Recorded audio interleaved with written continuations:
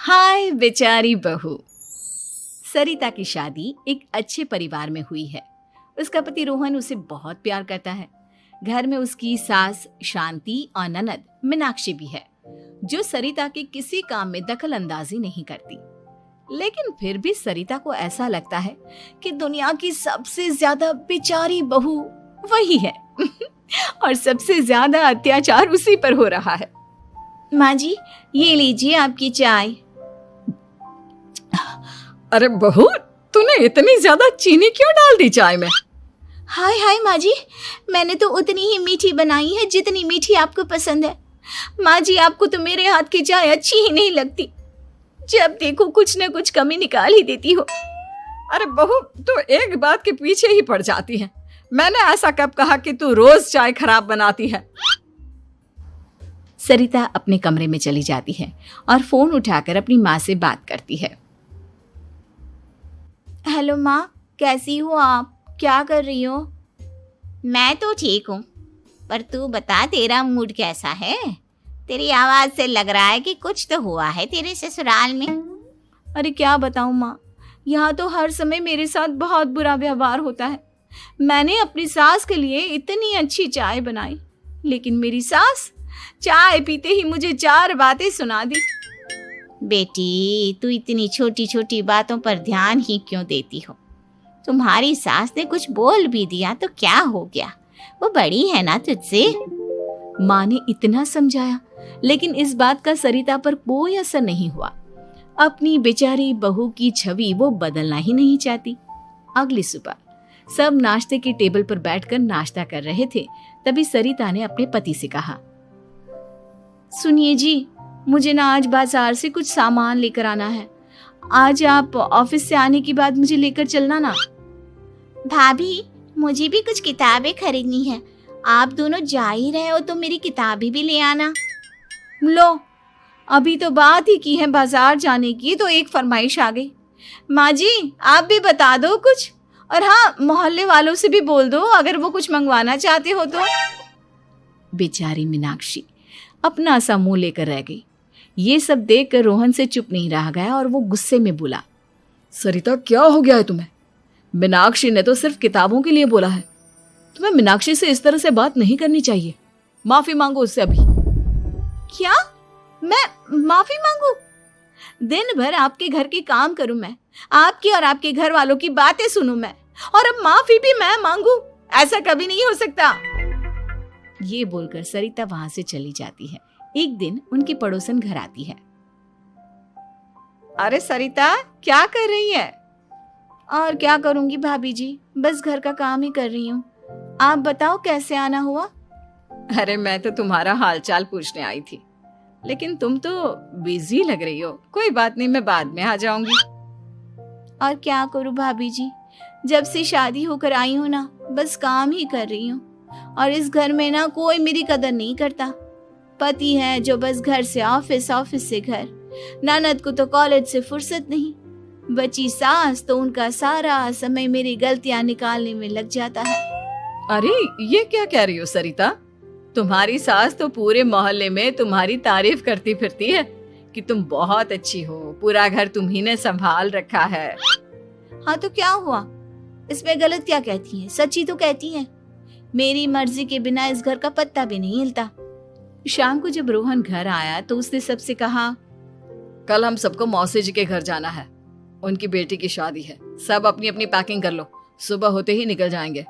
और सरिता, तुम कान खोलकर सुन लो, वहां जाकर किसी की बुराई भलाई शुरू मत कर देना, नहीं तो मुझसे बुरा कोई नहीं होगा।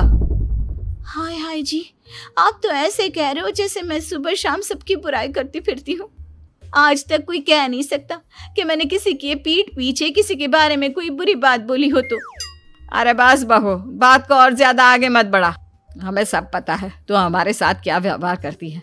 ये बात घर तक रखना, शादी में किसी को कुछ मत बोलना, नहीं तो सब कहेंगे कि शांति की बहू कितना बोलती है। हाँ हाँ, सब कुछ तो मैं ही बोलती हूँ ना।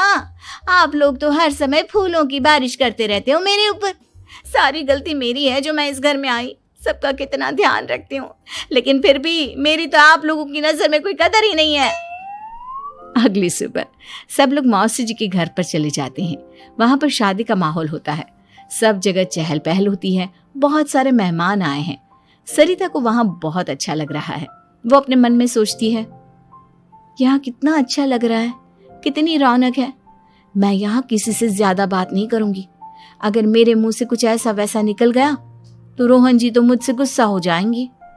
सरिता ये सब सोच ही रही थी कि वहां रोहन की कजिन साक्षी आ गई और सरिता से बोली, आप सरिता भाभी हो ना?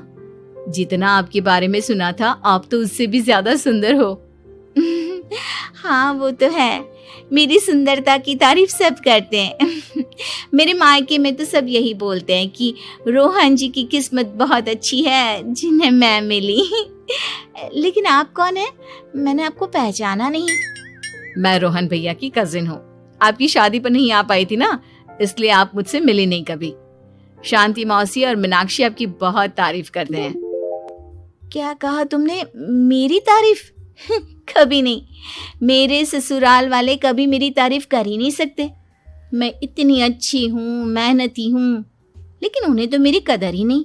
सारा दिन घर का काम करती हूँ, फिर भी मेरी सास ना मुझे सुनाती रहती है और पति भी मेरी सास की साइड लेते हैं। ना कभी बाहर ले जाते हैं ना कहीं घुमाने। अगर घुमाने के लिए कभी बोल भी देना तो उनकी बहन बीच में आ जाती है। मैं कैसे रह रही हूँ उस घर में ये मैं ही जानती हूँ।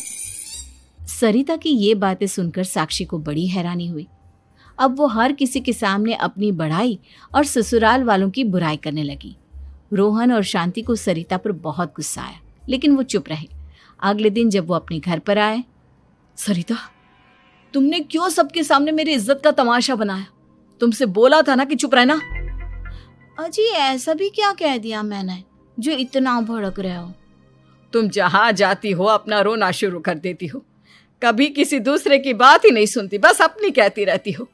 तुमने सबके सामने हमारा तमाशा बनाकर रख दिया है। हे भगवान, मुझे अपने पास बुला ले।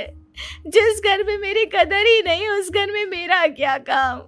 अरे क्या करूंगी मैं यहाँ रहकर? जो भी आता है मुझे सुनाकर चला जाता है। मैं तो किसी से कुछ नहीं कहती। सीधी सादी बहू मिल गई है ना सबको, तो जो जी में आए वो करो। सरिता ने अपने आगे किसी को कुछ बोलने ही नहीं दिया और उस दिन भी उसने सबके सामने खुद को बेचारी बना ही दिया। अगले दिन मीनाक्षी कॉलेज के लिए लेट हो रही थी, इसलिए वो हर काम जल्दी जल्दी कर रही थी। अपना नाश्ता लेने किचन में गई और पतीले में रखे गरम दूध को गिलास में डालने लगी। दूध का पतीला उसके हाथ से छूट गया और गरम गरम दूध उसके हाथ पर गिर गया। ओए माँ, हाय मेरा हाथ, माँ मेरा हाथ जल गया। मीनाक्षी की आवाज सुनकर सरिता दौड़ती हुई आई। ये क्या किया तुमने? तुम्हें नाश्ता चाहिए था तो मुझसे बोल देती, मैं क्या मना करती थी? अब पता नहीं कितने दिन की मुसीबत पाल ली तुमने। सरिता मीनाक्षी को उसके कमरे में ले गई और उसका बहुत ख्याल रखा।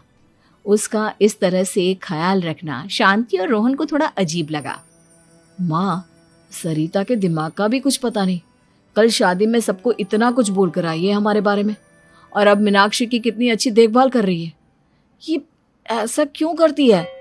बेटा, तेरी बीवी की ना आदत हो गई है सबके सामने खुद को बेचारी दिखाने की, और आदत इतनी जल्दी नहीं बदलती। जब ये बोलना शुरू करती है तो रुकने का नाम ही नहीं लेती, इसलिए इसे पता ही नहीं चलता कि ये किसके सामने क्या बोली जा रही है। लेकिन दिल की बहुत अच्छी है। हमें भी अपना दिल बड़ा करके ये जैसी है इसे स्वीकार करना चाहिए।